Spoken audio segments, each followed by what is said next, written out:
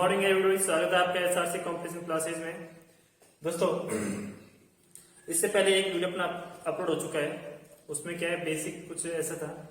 आज हम देखते हैं राजपूतों की उत्पत्ति के सिद्धांत के बारे में। अलग अलग इतिहासकार अपना अलग अलग मत रखते हैं। इनमें से जो पहला जो अपना इतिहासकार हुआ है गौरी शंकर हीराचंद ओझा।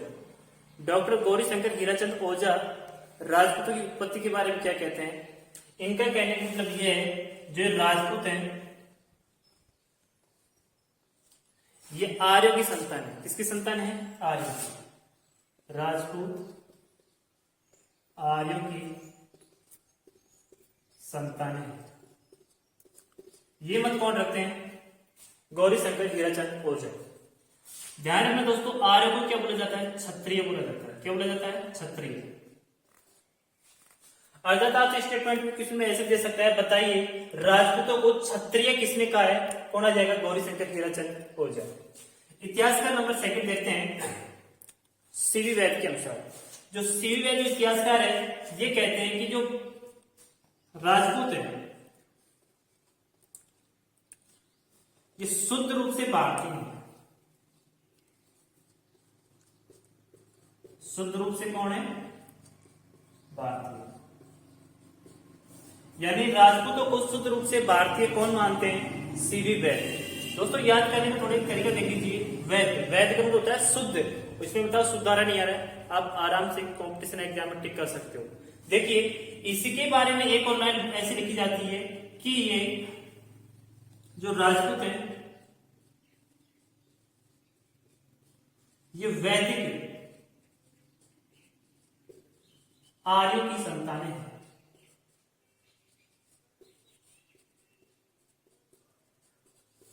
यानी राजपूतों को वैदिक आर्यों की संतान किसने कहा है? सीवी वैद ने। वापिस सुन लीजिए, गौरी शंकर हीराचंद ओझा जी के अनुसार क्या कहते हैं कि राजपूत आर्यों की संतान है। आर्यों को क्या बोला जाता है? क्षत्रिय बोला जाता है। अर्थात राजपूतों को क्षत्रिय किसने कहा है? गौरी शंकर हीराचंद ओझा ने। इतिहासकार नंबर सेकंड की बात करें, सीवी वैद। सीवी वैद ने क्या कहा है कि राजपूत शुद्ध रूप से क्या है? भारतीय हैं। और ध्यान रखना इसने कहा है कि राजपूत वैदिक आर्यों की क्या है? संतान है। याद करने का तरीका देख लीजिए, इसमें क्या आ रहा है? आ रहा है, तो इसमें भी क्या आ रहा है? आ रहा है। आराम से आप इसको कवर कर सकते हो। इसमें आपको याद कैसे करना है? वैद का मतलब होता है शुद्ध। इसमें बताओ शुद्ध मिल रहा है नहीं मिल रहा है? बिल्कुल मिल रहा है। इसमें वैद आ रहा है तो इसमें वैद आ रहा है नहीं आ रहा है? बिल्कुल आ रहा है। आराम से याद कर सकते हो। अब अपना अगला इतिहास कर लेते हैं, इतिहास नंबर थर्ड, जिनका नाम है दोस्तों नयन चंद्र सूरी।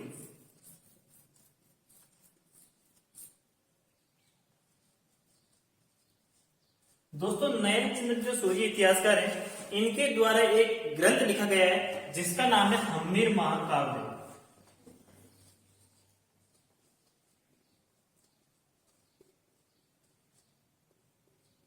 एक तो ये दोनों को मैं एक साथ बता रहा हूं क्योंकि इन दोनों का एक ही मत है। मैं बताऊंगा क्या है। देखिए दूसरा जो इतिहासकार है अपना चौथा, जिसका नाम है जयनक। इसने लिखा है पृथ्वीराज विजय।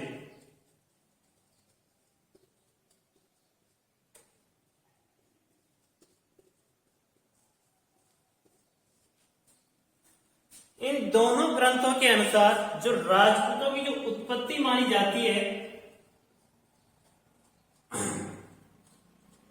राजपूतों की उत्पत्ति,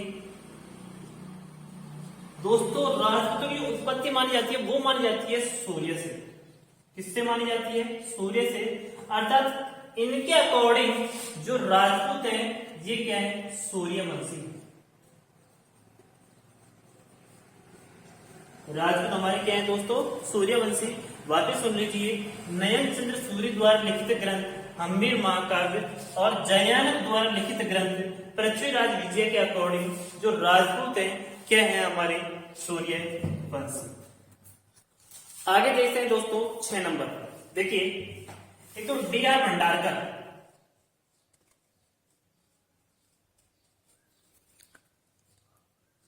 डी.आर. भंडारकर और गोपीनाथ शर्मा।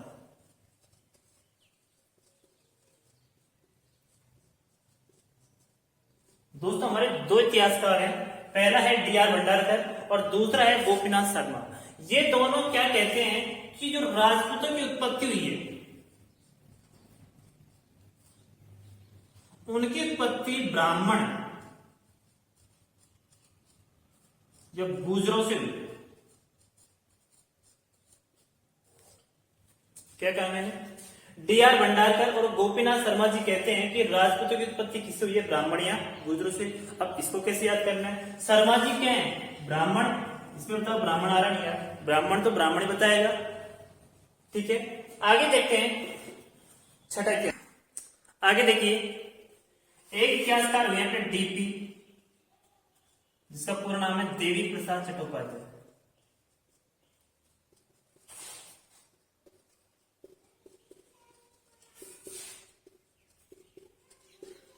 एक बार मैं आपको पूरा बता देता हूं। देखिए दोस्तों, जो डीपी प्रसाद है, इन्होंने एक मत दिया है अपना, और वो मत क्या दिया है? इनके अकॉर्डिंग जो राजपूतों की जो उत्पत्ति हुई है, ये अपने से क्या है? 4 विदेशी जाति है, शक्य, सीतियन, हूण, कुषाण। लिखूंगा मैं, भी टेंशन मत लेना। उनके शादी हुआ जब भारतीयों के साथ हुए, तो एक 5वीं जाति का जो निर्माण हुआ, वो क्या कह रहा है? राजपूत कह रहे हैं। देखिए विदेशी जाति क्या बताई मैंने? एक तो शक, सीतियन,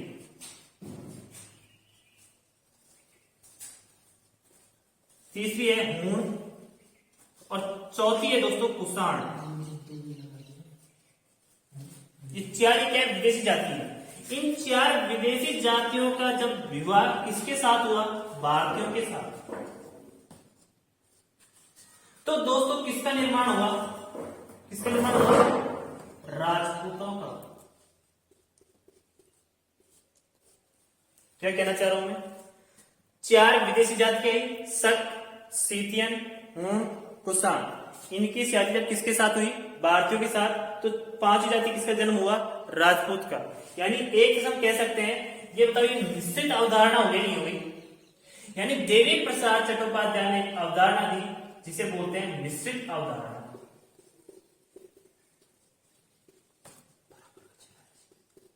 आपसे किसी भी कंपटीशन एग्जाम में पूछे जाए, बताइए निश्चित अवधारणा राजपूतों के बारे में किसने दी है? तो दोस्तों वो आ जाएगा आपका डीपी चट्टोपाध्याय, देवी प्रसाद चट्टोपाध्याय।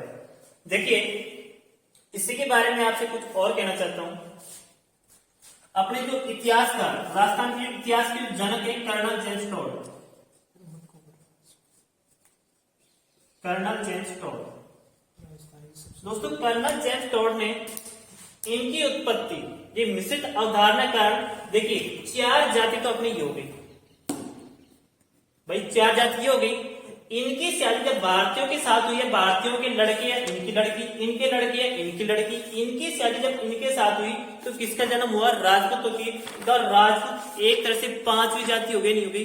बिल्कुल हो गई। तो कर्नल जेम्स टॉड ने राजपूतों को 5वीं जाति की संज्ञा दी है।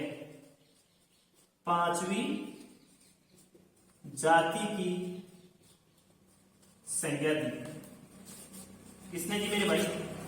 Colonel James Tod. किसने दी? Colonel James Tod. दोस्तों जो अगला इतिहासकार है, ये तो थे अपने डीपी चट्टोपाध्याय। एक और इतिहासकार हुए अपने बी.एल. चट्टोपाध्याय।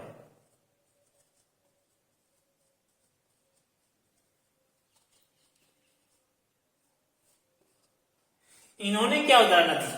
जो राजपूतों की जो उत्पत्ति है, ये क्या है? सामाजिक व आर्थिक क्रियाओं की उपज माना है। किसने? बी.एल. चट्टोपाध्याय ने राजपूतों को सामाजिक व आर्थिक क्रियाओं की उपज माना है। किसने? बी.एल. चट्टोपाध्याय। वापिस सुनिए दोस्तों, शुरू से देखिए। मैं आपको एक बार जैसे क्या रिवाइज कर देता हूं। गौरी शंकर हीराचंद ओझा जी क्या कहते हैं कि जो राजपूत है, इनकी उत्पत्ति ये क्या है? आर्य संतान है। राजपूत क्या है? आर्य संतान है। दूसरा जो अपना था, वो थे अपने कौन थे? याद कीजिए। यहां पर मैं दिखाया था गौरी शंकर हीराचंद ओझा। अगला जो सेकंड नंबर पे मैंने आपको दिखाया था सीवी वैद्य। सीवी वैद्य जी क्या कहते हैं, जो राजपूतों की उत्पत्ति है ये क्या है, वैदिक आर्यों की संतान है, या फिर उन्होंने कहा था सूत्र रूप से क्या है, भारतीय है। फिर आगे मैंने जैसे क्या है, दो एक साथ लिखाए थे, नयन चंद्र सूरी द्वारा लिखित है हमीर महाकाव्य। और अगला जो इतिहासकार हुआ इसके बाद में जयानक, उन्होंने लिखा था अपना कौन सा, पृथ्वीराज विजय। उन दोनों के अकॉर्डिंग राजपूत क्या है, सूर्यवंशी है। इसके बाद में हमने आपको बताया डी.आर. भंडारकर व गोपीनाथ शर्मा के अनुसार राजपूतों की उत्पत्ति है ये किससे मानी जाती है, ब्राह्मण या गुर्जर से मानी जाती है। इसके बाद में मैंने आपको अगला बताया डी.पी. चट्टोपाध्याय। डी.पी. चट्टोपाध्याय साहब कहते हैं, इन्होंने एक मिश्रित अवधारणा दी। 4 विदेशी जाति आई, शक, सीतियन, हुण, कुषाण। इनके शादी संबंध जब भारतीयों के साथ हुए तो एक 5वीं जाति का जन्म हुआ जिसका नाम है राजपूत। और जहां राजपूतों को 5वीं जाति की संज्ञा किसने दी, कर्नल जेम्स टॉड ने। इसके आगे हमने आपको बताया बी.एल. चट्टोपाध्याय। बी.एल. चट्टोपाध्याय ने राजपूतों को सामाजिक व आर्थिक क्रियाओं को क्या माना है, उपज माना है। आगे देखिए दोस्तों, कर्नल जेम्स टॉड कौन है, कर्नल जेम्स टॉड। यदि आपसे ऐसे कहे कि राजपूतों को 5वीं जाति की संज्ञा किसने दी है, तो दोस्तों 5वीं जाति की संज्ञा किसने दी है, कर्नल जेम्स टॉड ने दी है। और साथ में कर्नल जेम्स टॉड ये कहते हैं कि राजपूत क्या है, विदेशी है। राजपूत विदेशी क्या है, विदेशी है। और साथ में ध्यान रखना, विदेशी जैसे हमने आपको क्या 4 जाति दिखाई थी, शक, सीतियन, हुण, कुषाण। उनमें भी इनकी उत्पत्ति मानी जाती है शक और सीतियन से। शक और सीतियन, ये दो जो विदेशी जाति हैं, इनसे किसकी उत्पत्ति मानी जाती है दोस्तों, राजपूत की उत्पत्ति मानी जाती है। दोस्तों अगला जो अपना इतिहासकार है वो है विंसेंट ए. स्मिथ। विंसेंट ए. स्मिथ। इन्होंने राजपूतों के बारे में क्या कहा, इन्होंने कहा है विंसेंट ए. स्मिथ ने, जो राजपूत हैं इनकी जो उत्पत्ति मानी जाती है ये मानी जाती है यूची, हूण और गुर्जर।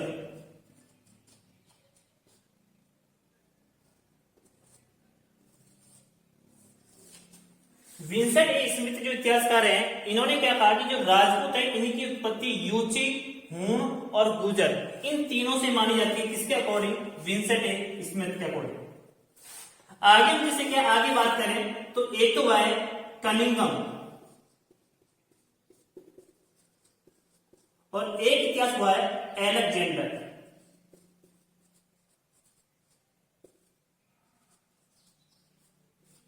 ये 2 इतिहासकार हैं, इनके अकॉर्डिंग जो राजपूत हैं इनकी उत्पत्ति दोस्तों ध्यान रखना, जो विदेशी जाति बताई थी मैंने आपको लास्ट में 3rd नंबर पर यूची, मैंने आपको बताया था शक, सीतियन, हुण, कुषाण। लास्ट बताई थी कुषाण जाति। कुषाण जाति से राजपूतों की उत्पत्ति के बारे में किसने कहा है, कनिंगम और अलेक्जेंडर ने। वापस सुन लीजिए, कनिंगम और अलेक्जेंडर ने राजपूतों की उत्पत्ति किससे मानी है, कुषाण जो विदेशी जाति है इससे मानी है। दोस्तों अब हमारा जो एक अगला जो है अपने सबसे प्रूफ वाला अग्निकुंड से उत्पत्ति सिद्धांत आपने बहुत सारे सुने होंगे, वो मैं आपको बताता हूं। देखिए अग्निकुंड का सिद्धांत आपको किसमें मिलता है दोस्तों, एक इतिहासकार भी है बहुत अच्छे हैं, चंद्रवर्धन।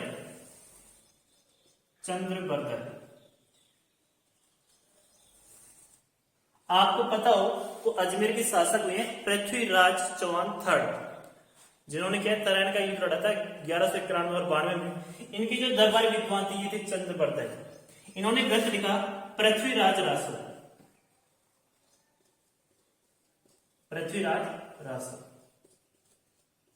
पहले मैं आपको इसके बारे में विस्तृत जानकारी बता देता हूं, सुनिए, बाद में दिखा दूंगा, सुनिएगा। पृथ्वीराज रासो दोस्तों ये क्या 18 भागों में विभक्त है। कितने भाग हैं इसके, 18 भाग। इनके ध्यान रखना 8 जो भाग हैं ये किसके द्वारा लिखे गए, चंद्रवर्धन द्वारा।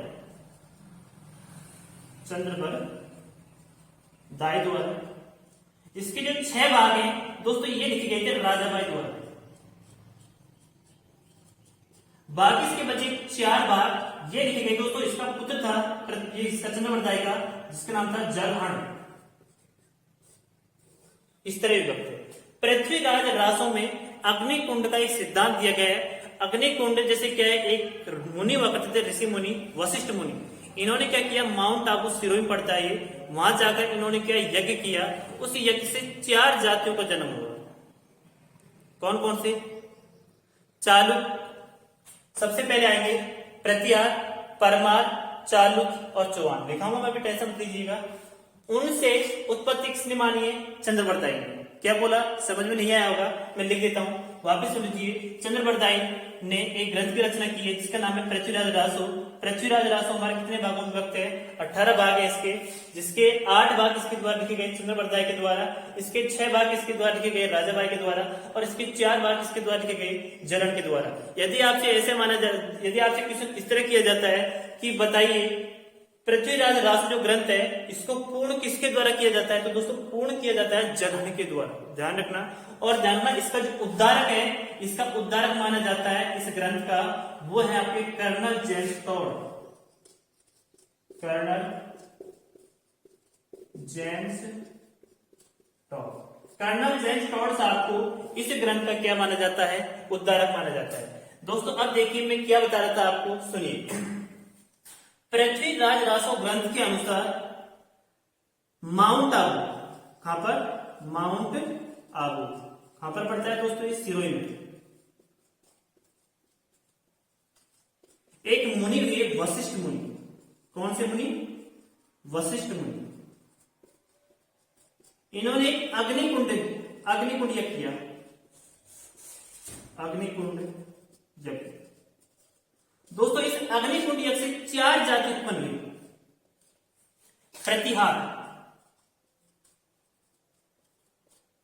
परमार, चालुक्य, और इन चालुक्य को क्या बोला जाता है? सोलंकी भी कहा जाता है, ध्यान रखना भैया। और लास्ट में अपने चौहान। अरे राजपूत जैसे क्या, ये सारे राजपूत तो है, यानी ध्यान रखना। चंद्रबरदाई द्वारा लिखित ग्रंथ पृथ्वीराज रासो के अनुसार अग्निकुंड का सिद्धांत किसने दिया? माउंट आबू सिरोही में वशिष्ठ मुनि ने अग्निकुंड यज्ञ किया, जिससे 4 जातियों का उत्पत्ति हुई, प्रतिहार, परमार, चालुक्य, चौहान। ध्यान, अग्निकुंड का सिद्धांत किसके द्वारा दिया गया? चंद्रबरदाई के द्वारा। ये ध्यान बहुत बहुत इंपॉर्टेंट है, ये पूछा जाता है कि अग्निकुंड का सिद्धांत किसके द्वारा दिया जाता है, तो वो आपके आ जाएंगे इतिहासकार कौन? चंद्रबरदाई। दोस्तों ये आपके क्या है, कुछ इतिहासकार थे जिन्होंने अपने जो राजपूत हैं इनकी उत्पत्ति के बारे में कुछ सिद्धांत